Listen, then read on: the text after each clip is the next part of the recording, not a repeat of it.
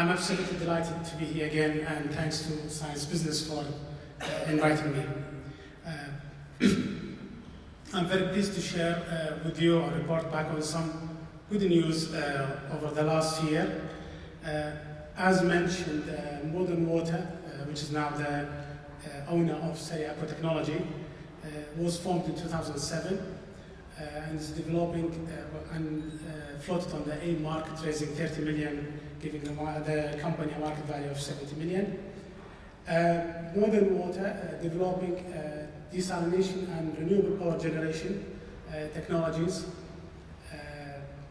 And in particular, one of our technologies now is osmotic power, which is generating renewable power from the difference between salty and fresh water, creating so much interest around the world, including NASA, for example, now getting involved in the development of this technology.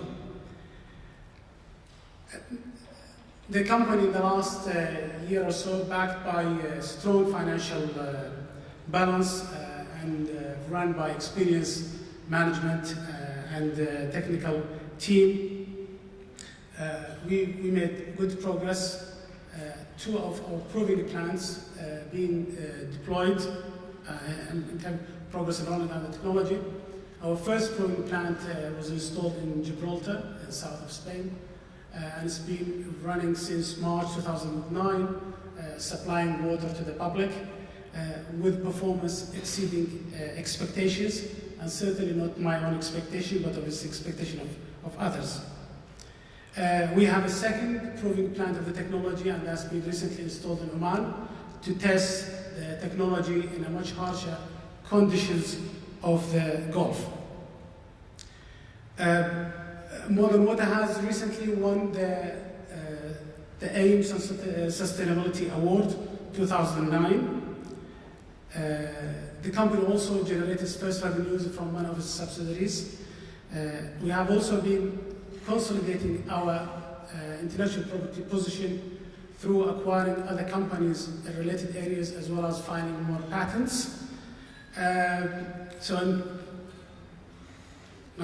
the good news, actually, I think the vision which we mentioned in the video, I think is still in our mind and probably increasingly become more realistic. I really hope, sincerely, next year, for the next award, I could come and report on more good news. In terms of the challenges, actually, luckily we didn't face many challenges, but with any new technology and could be disruptive technology or step change technology,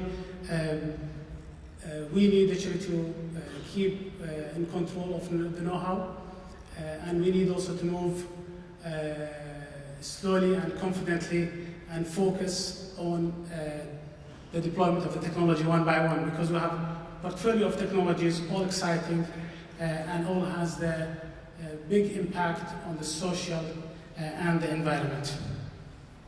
Thank you. Now, your technology was done in a collaboration purchased by IP Group, is that correct? The IP Group is one of the investors, yes. Yeah. What's your feeling about having sort of an exclusive relationship through a university where your technology, has that been, obviously you've done very well. Do you think that's a good relationship to have long term? Oh yes, absolutely. I think at the University of Surrey, we have a partnership with the IP Group. We heard earlier on about the IP Group, which is one of the successful, good example of taking intellectual properties or ideas from the university environment to the commercial world on a fast-track base. And I think we were lucky in having that partnership with the IP Group. We have another example of one of our colleagues in nanosystems, another example of successful spin-out from Surrey University. I think we've done it on a fast track because it took us only 6 months between forming the company and floating it on the AIM market. Well, it's very impressive. How have you folks dealt with a company that's been successful out of the gate and then is experiencing rapid growth? I mean, that comes with its own set of challenges. Yeah, it's always a problem that is good to have, and unfortunately very often it's a problem you don't have. but the question of rapid growth has a number of implications. There are the physical ones that you have to deal with in terms of just size of the company, where do you base yourself, how do you provide the facilities.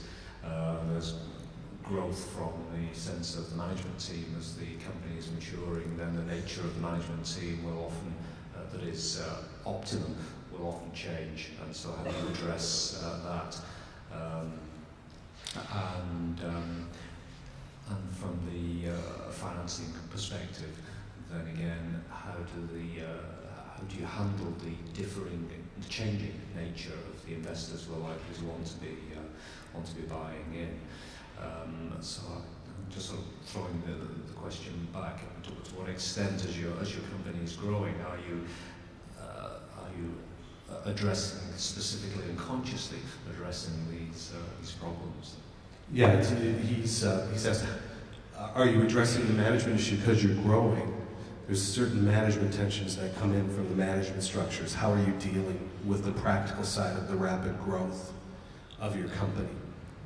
Well, in our case, actually, I mean, fortunately, the management team they have a long experience in water companies, so but that's not actually not seeing a problem. So we have we covered the technical part. I'm sorry, actually, I didn't hear the comments clearly because of the echo, but we don't actually seem to have problem in that sense, because we have a management who had a long experience in running water companies.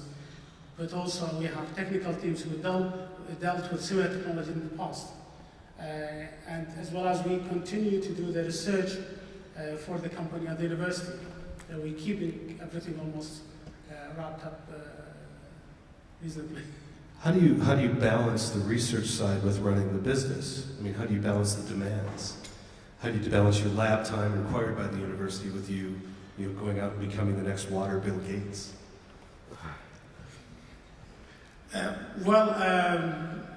The technical team at the university will mainly focus on the rolling out of the technology to the field. We continue to produce the new ideas and carry out that research to the stage of proving of concept and taken to the pilot trial. We feel that the arrangement is very complementary. So we don't actually have the pressure of rolling out the technology. We are let free to think and come up with the new ideas. We do the research, we verify the data they need, for example, in the design stages and so on. So we don't seem actually, luckily, so far, we haven't come across a difficulty. Any other comments from the panel? Maybe one question. At a certain moment, when you get so much linked into a single company, there are more companies in the world doing similar kind of things. How do you handle your job as a professor if you're approached by competitors that ask for similar technology and that they're interested? Because you negotiate from two sides. Basically, you normally sell technology to yourself. Sorry, yeah, actually, I got that. He's asking, are headhunters coming after you, trying to pick your brain about technology for competitors? How are you dealing with competitors? Right. Well, actually, my job at the university, I've become increasingly actually less of an academic, and obviously less, because I'm almost sitting in between. Again, I'm really sorry. I didn't get the question. How are you dealing with competitors, other companies, who might want to acquire your technology? Or do you feel there's a tension there? In that as a researcher, your ability to work with other companies, improve technology, and the fact you're tied to one company, is that causing a conflict? Yes, indeed, yes. Well, thank you for the clarification.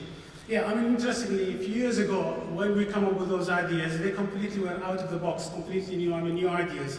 And it took some time, and most innovative ideas, they come ahead of time.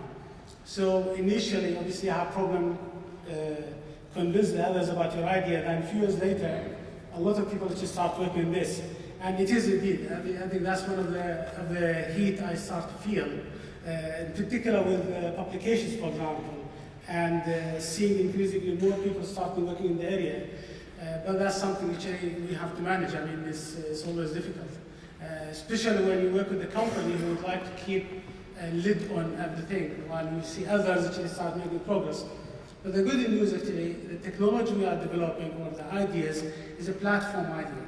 So any other applications comes, it could, I mean, there are a number of applications. Any other ideas or research done in this field, we feel actually quite comfortable about in the, in other parts of the world. So in a way, I encourage and I feel comfortable to see more researchers around the world working in this area for a number of reasons. Once we start some of the activities, also we have granted patents in this field. So when you see other research is done, it's almost like my team is doing that research because the outcome of that research can be available to us.